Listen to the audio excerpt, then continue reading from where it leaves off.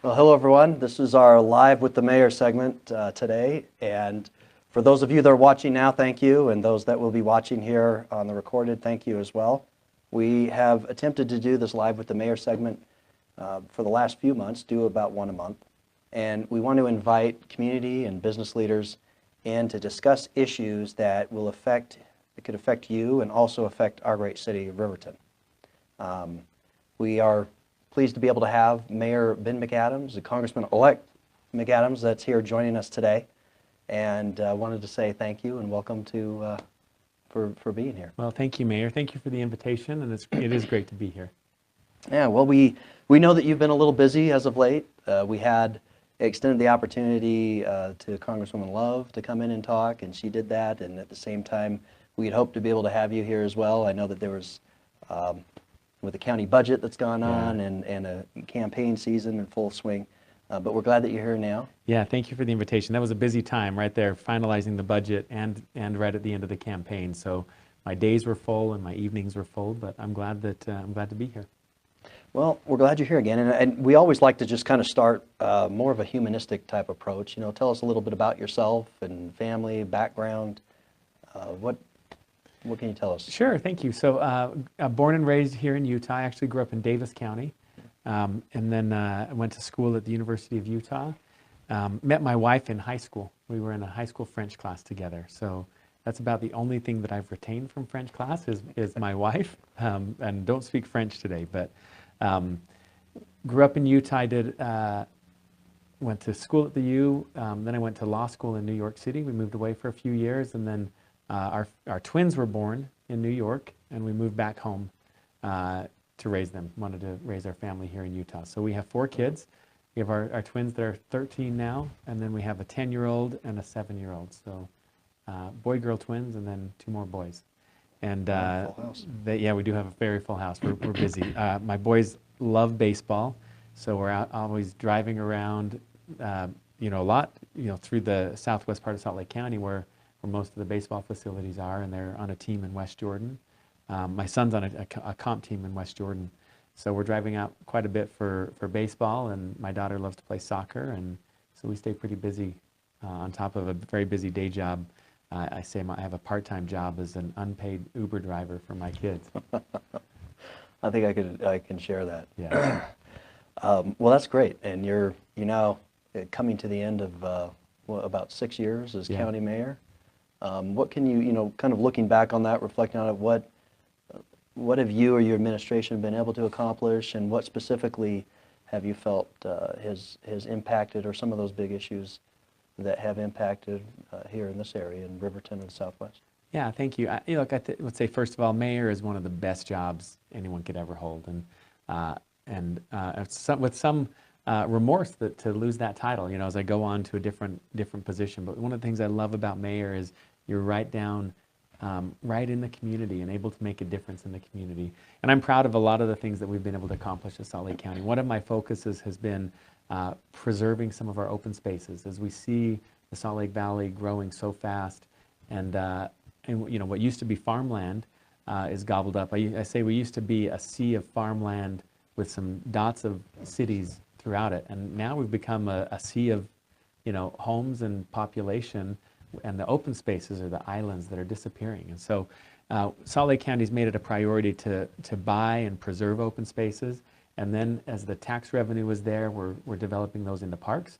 So one of the things in the Riverton area was Wardle Fields. That's actually in Bluffdale, but I know that a lot of residents of Riverton use it. In fact, my family loves to come and use Wardle Fields. It's a great park here in the Riverton area that serves people all around.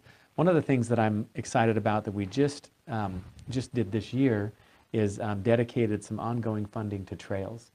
We want to make sure that people have the opportunity to get out and be active with their family, and whether it's biking to work or going out on a walk in the evening with their loved ones, dedicating some additional funding for trails that we hope can build that out. And what I'd love to see is out in the southwest part of the valley, a trail network up through the Ochre Mountains, where people can go and mountain bike or hike and get out that way, and start to just hold on to and preserve some of these open spaces, which is something I'm proud of.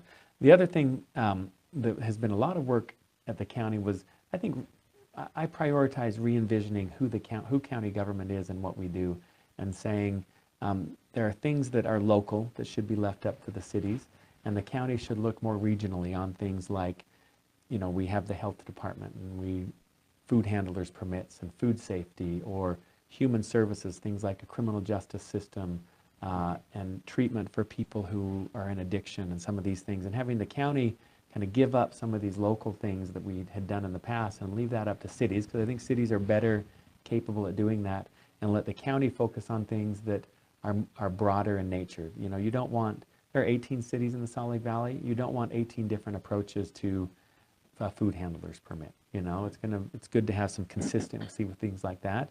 And then you want to have differentiation on things like local land use and development in the communities. And so that's something that we've done over the last 6 years, is trying to reposition the county to think regionally on things that are, more where there's economies of scale, where it's more broad, and let the local jurisdictions focus on local stuff. Yeah. Well, quite a bit has gone on, I'm sure, here in the last 6 years, Yeah. and we have seen, increasingly more so, that sea of farmland become less and less. And a lot of the development and trying to maintain and preserve some of these open spaces, you see a lot of development trending towards higher density.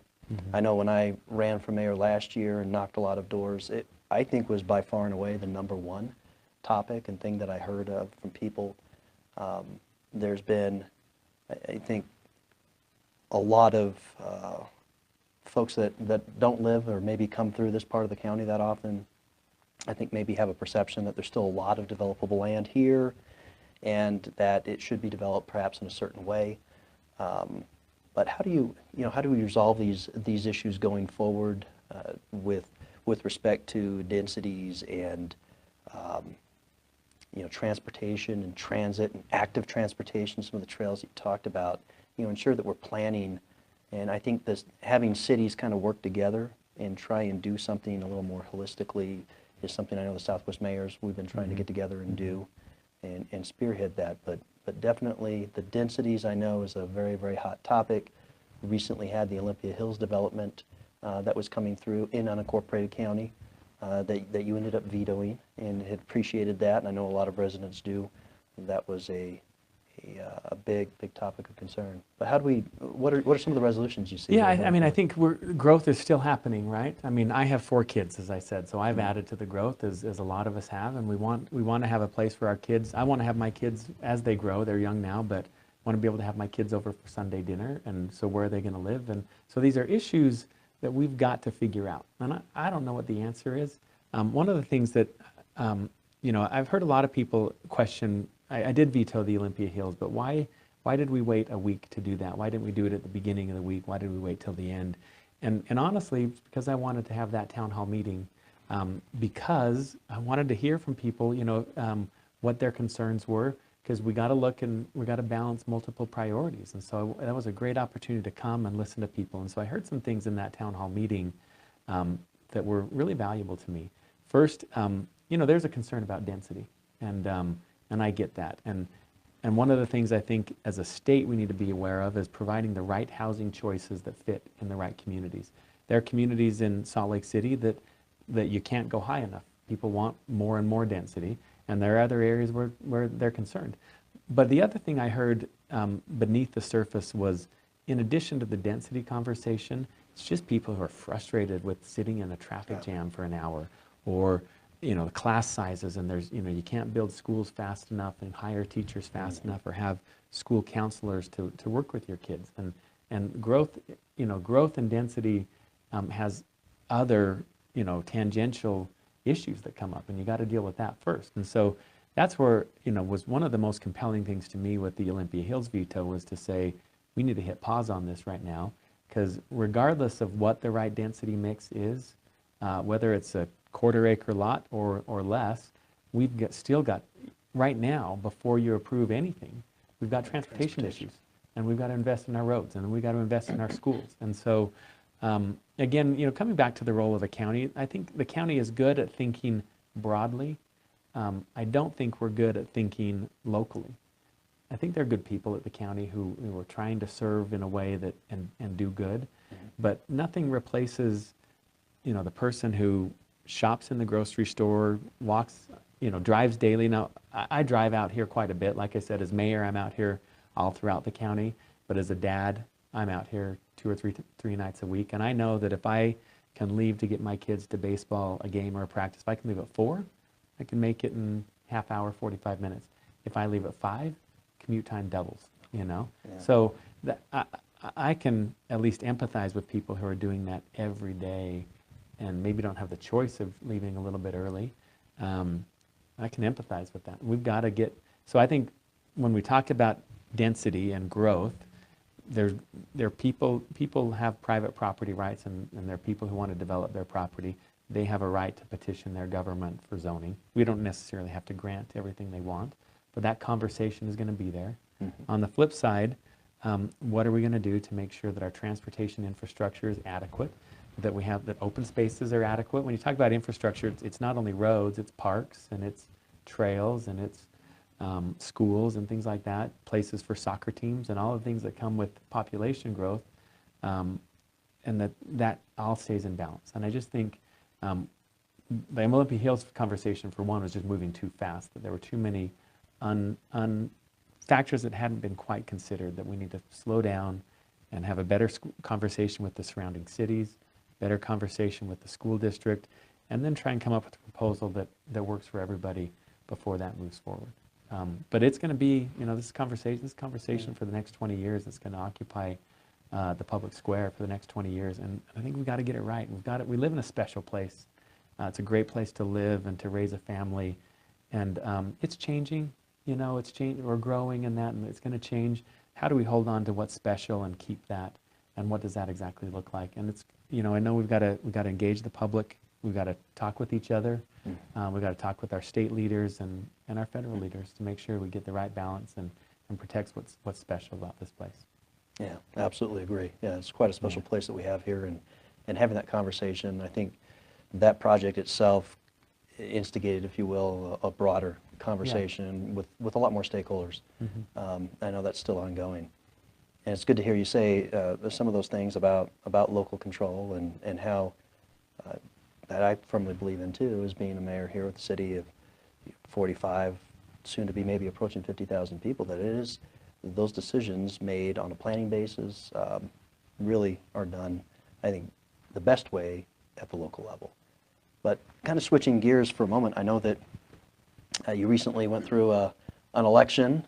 It was a very close one, very, very unusual, where the election results weren't published for quite some time. But you and I met separately. I was on the record supporting your opponent, but I wanted to extend my congratulations to you. And there was that you will be moving into that role January 3rd, is it? January 3rd. January 3rd. Yeah.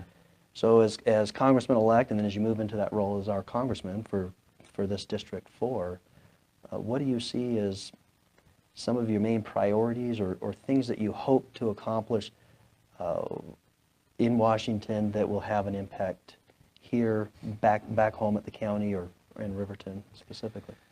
Well, let me first say one of the things I love about democracy is this, we were on different sides in that election, but the day the election's over, we work for the people. We're here to, you and I are going to serve the same people, the people of Riverton, and, of course, serve the entire 4th Congressional District. But now we work together. People expect us to work together, and I really appreciated you reaching out. And, I know that there are a lot of people in the city of Riverton who supported Representative Love.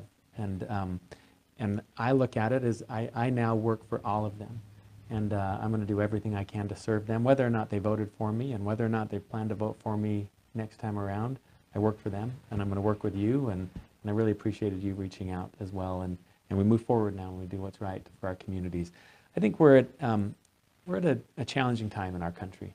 Washington is broken, and I blame both parties for that. It has never been more partisan. And I hear, as I've been back to a couple of orientation meetings and that, I hear people, and sometimes people from the Democratic side who are reaching out to me on social media saying, now we should get revenge or whatever. And I just think that's a ridiculous conversation. I know the Utah way is we work together. Republicans, Democrats, it doesn't matter. We work to solve our problems and do what's good for our community. And that's the attitude I'm going to take to Washington. Is we've got some tough issues to tackle, whether it's controlling the rising cost of health care. Here locally, what are we going to do about our air quality and to make sure that we can enjoy, you know, a clean environment that we have already.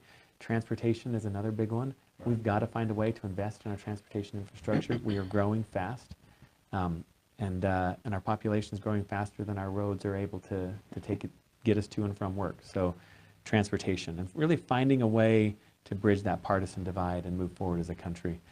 I know there are also local issues that I want to focus on, whether it's you know, things here locally. Where one of my passions has been the Jordan River and expanding the trail network along the Jordan River. That brushes up against the federal government that has the Army Corps of Engineers, and we have better relationships there, or as we work with the Okers and the Wasatch to develop trails in that area, but also preserve some of these pristine open spaces, working with the BLM and the Forest Service. I think there's a role that I hope to play at the federal level to make sure that local priorities are able to move forward and not just bogged down in bureaucracy. Well, that's great. Wish you the best of luck there. That's, again, yeah, we hope that Washington can become a little more functional and be able to advance what it really needs to do.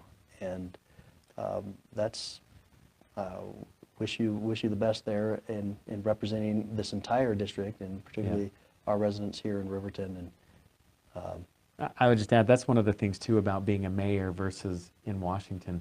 As a mayor, you find people you disagree with, you know, whether it's a council member or whatever, but you know you have to solve the problem, and you can disagree, but you have to sit down and talk until you find common ground and can move forward. And that's the attitude I want to take to Washington. Is that's great, let's bring different ideas and different perspectives to the table, but we're going to stay at that table and keep talking until we find, you know, compromise and a path to move forward. So that's what you have to do in local government. You've got to plow the snow and fix the roads and fix the potholes and cut the grass in the park. And you can delay a day or two or an hour if it's a snowstorm, but there's no time for disagreement. Really, you've just got to get it done. And I think we need to take that attitude to Washington too, because Washington, they're not connected to the people, but people suffer when they argue and can't find a way to move forward. Right. Well, it's going to be, I'm sure, coming up here very quickly. This has been, I'm sure, quite a transition that's going to occur. But we wish you the best of luck, and thank you for being here again and discussing all these things that affect Riverton. So, Mayor McAdams still for a couple more weeks, and Congressman-elect, or soon to be Congressman McAdams, thank you very much. Thank you, Mayor. For being here. Look forward to working with you. Thank you. Likewise.